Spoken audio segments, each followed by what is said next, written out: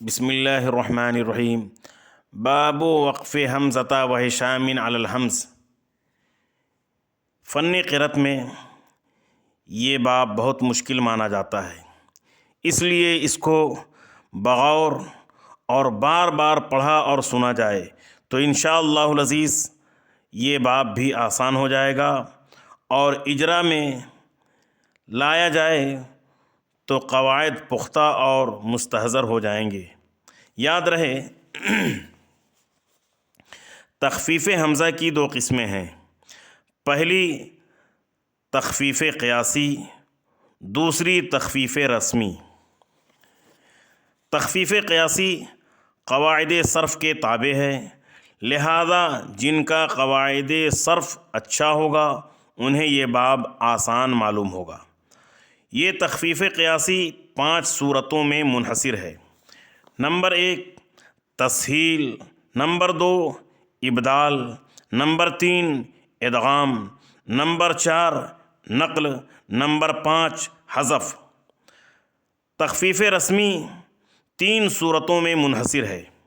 Number 1 ابدال، number 2 ادغام، number 3 حذف۔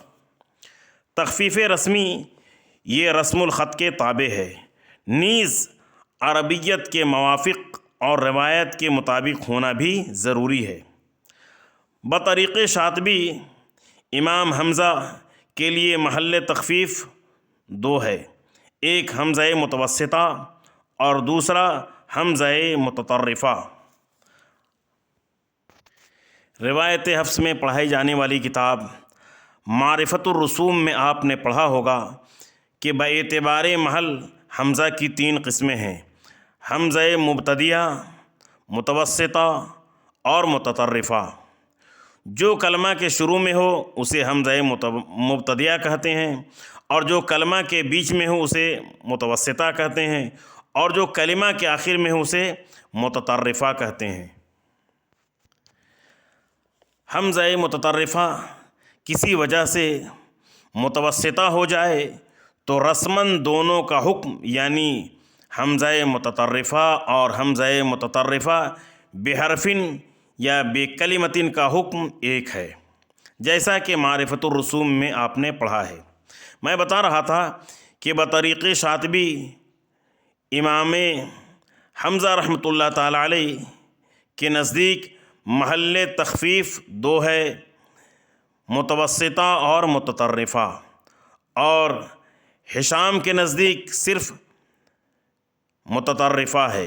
اس لیے امام حمزہ اور ہشام دونوں حمزہ متطرفہ کی تخفیف میں متفق ہیں، اسی وجہ سے دونوں کا تذکرہ ایک ہی قاعدہ میں ہو جاتا ہے، الگ سے امام حمزہ سے ہٹ کر ہشام کے لیے قواعد نہیں لکھے گئے۔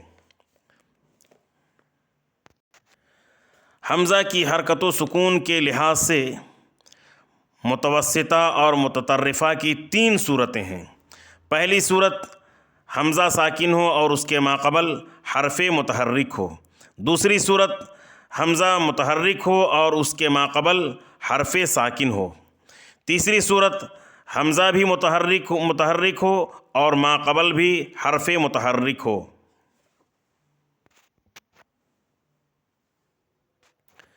قاعدہ نمبر 1، حمزہ ساکنہ خواہ متوسطہ ہو یا متطرفہ ہو، اس کا سکون اصلی ہو یا عارضی ہو تو حمزہ ساکنہ کو ماقبل کی حرکت کے موافق حرف مد سے بدل دیا جاتا ہے، فتحہ ہو تو الف سے، کسرہ ہو تو یا سے، اور ضمہ ہو تو واو سے بدل دیا جاتا ہے۔ مثال دیکھیں، حمزہ متوسطہ ما سکون اصلی فدارأتم سے فدارأتم، اور حمزہ متوسطہ بے زوائد کی مثال فأو سے فاو۔ حمزہ متطرفہ ما سکون اصلی نبی سے نبی، اقرأ سے اقرأ۔ حمزہ متطرفہ ما سکون عارضی الملأ سے الملأ، تفتع سے تفتع۔ حمزہ متطرفہ ما قبل متحرک کی صورت میں حمزہ مضموم و مکسور یعنی یبدأ، یبدئ، الملأ، للملأ، اللؤلؤ جیسی مثالوں میں اکثر اہل ادا نے تسہیل مع الروم بھی نقل کیا ہے، اور یہ مقروء بھی ہے، یعنی یہ معمول بھی ہے۔ لیکن اگر حمزہ متطرفہ مرسوم ما قبل متحرک ہو تو دونوں کی حرکات ثلاثہ کو باہم ضرب دینے سے کل 9 شکلیں بنتی ہیں، جن میں قیاسی تخفیف کے تحت ما قبل کی حرکت کے موافق